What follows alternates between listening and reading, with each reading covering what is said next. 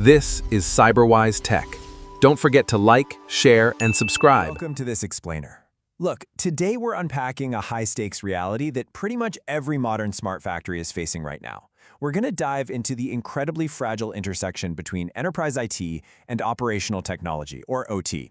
You see, as our physical assembly lines become more and more connected to cloud-based security and IT networks, the vulnerabilities have absolutely skyrocketed. And as we're about to see, the greatest threat to your production line might not actually be some malicious hacker hiding in the shadows. Let's start by painting a bit of a nightmare scenario. Picture this. It's 2 a.m. on a Tuesday. A critical manufacturing line just stops dead. The local automation tech opens up the control cabinet, but the programmable logic controller, the PLC, has completely lost its configuration. Nobody knows the exact firmware revision it was running. Nobody has an up-to-date backup of the project file. And just like that, you are facing a massive, sudden plant outage that is costing your business $50,000 an hour. And the real kicker here? This wasn't a cyber attack. It happened because a single line of code in an automated IT update froze a physical assembly line. To ground this in reality, we really only have to look back at the global IT outage on July 19, 2024. On that single day, 8.5 million Windows systems crashed simultaneously across the globe. Flights were grounded, healthcare systems paused, and automated manufacturing lines completely froze. This exposed a terrifying new paradigm for us. It wasn't a hack and it wasn't ransomware. It was literally a single faulty configuration update from a trusted vendor. It proved definitively that one bad update can halt global manufacturing. So here is our roadmap for today's explainer. We're going to cover 6 key areas. First, the smart factory vulnerability. Second, why IT scans break OT. Third, the Purdue asset taxonomy. Fourth, structuring configuration data elements. Fifth, the 3-tier discovery workflow. And finally, number 6, engineering operational cyber resilience. All right, let's jump right into Section 1, the smart factory vulnerability. We need to unpack exactly why modern factories are so susceptible to these widespread IT failures. There's a hard truth in manufacturing, and it's this: you cannot secure, patch, or recover what you don't even know exists. The data actually tells us that 70% of plant floor security incidents begin with unknown, unmapped IT and OT assets. Think about a plant that's been operating for decades. Equipment is installed in layers over the years. You've got legacy PLCs from the 90s sitting right next to modern IoT gateways. This creates massive blind spots, which we often call shadow OT. If you don't know it's there, a single IT update can knock it offline, and you won't even know where to start looking to fix it. Which brings us to Section 2, why IT scans break OT. Let's look at the fundamental conflict between these two very different worlds. It really boils down to a massive architectural difference. Enterprise IT prioritizes confidentiality. It relies heavily on active ICMP and TCP port sweeps, and it has frequent patching cycles. Modern cloud servers and laptops, they handle that traffic effortlessly. If a laptop crashes, it's just a simple reboot, right?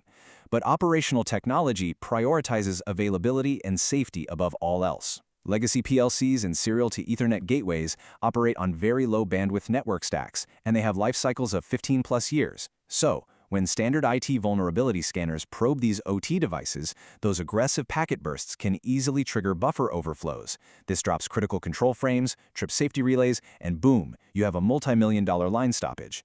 In the OT world, a quick reboot just isn't an option when physical safety is on the line.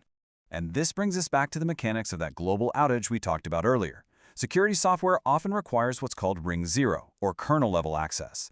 This is the very core of the operating system, with unrestricted access to hardware and memory. Now, operating here lets security agents catch really deep malware, which is great, but it's a double-edged sword, and it comes with zero safety net. If a normal user-level app crashes, the OS just closes it. But if a kernel-level driver hits a null pointer memory error, exactly like we saw in July, the entire operating system crashes instantly. You get the blue screen of death. When that happens on Windows servers connected to factory SCADA systems, physical machinery instantly grinds to a halt. So we clearly need a better way to map these networks safely. That takes us to Section 3, the Purdue asset taxonomy, and establishing a standard asset hierarchy. Look, you can't just walk down a production line, spot a gray metal box, and write it down on a spreadsheet. That doesn't work. You need a globally recognized architectural framework, like the ISA 95 or the Purdue reference model. We categorize assets strictly from level 0 up to level 3.5. Level 0 is your physical process, the smart sensors and actuators. Level 1 is direct control, so your PLCs and safety systems. Level 2 is area control, like HMIs and SCADA nodes. And levels 3 and 3.5 handle site operations and the industrial DMZ, which houses your MES and historian servers. Grouping your assets cleanly into these levels is the absolute foundation of any safe OT discovery. Once we actually have that taxonomy down, we need the right metadata. Let's look at Section 4, Structuring Configuration Data Elements, or CDEs. To convert a raw list of assets into a truly actionable configuration management database, a CMDB, we have to capture 4 specific layers of configuration data elements. First up is administrative metadata. This captures the vendor, equipment serial numbers, and who actually owns the asset. Second is technical network attributes, like MAC addresses, IPs, and active firmware builds. Third is the ISA 95 context, which maps the asset to its Purdue level and gives it an operational criticality score. And fourth, you have dependency mapping. Does this specific PLC feed data to that historian? Which firewall protects this SCADA node?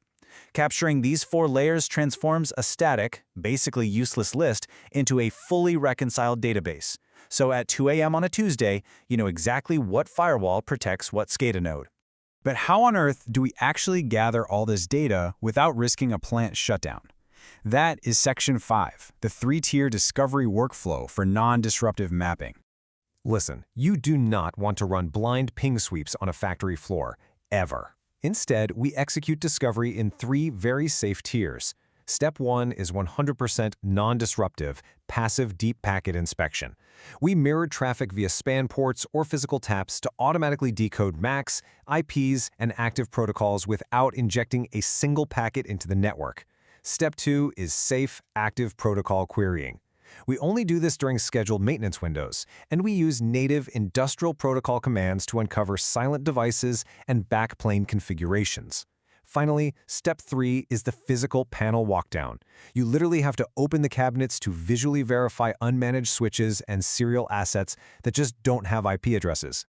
Now, all this raw data from your passive monitoring and physical walkdowns, you can't just dump it directly into your enterprise database. It has to pass through an identification and reconciliation engine, or IRE. This normalizes the data to prevent duplicate entries, because think about it, if you rely on humans typing in a spreadsheet, you are going to end up with AB, Alan Bradley, and Alan Bradley with a typo as 3 totally different assets for the exact same device. The IRE uses strict matching rules. It prioritizes high-confidence matches, like serial number plus vendor, before it even looks at MAC addresses or IPs. This ensures your CMDB stays a single, highly accurate source of truth. All right, let's move into our final section, Section 6, Engineering Operational Cyber Resilience and the actual business ROI. What is the value of putting in all this hard work?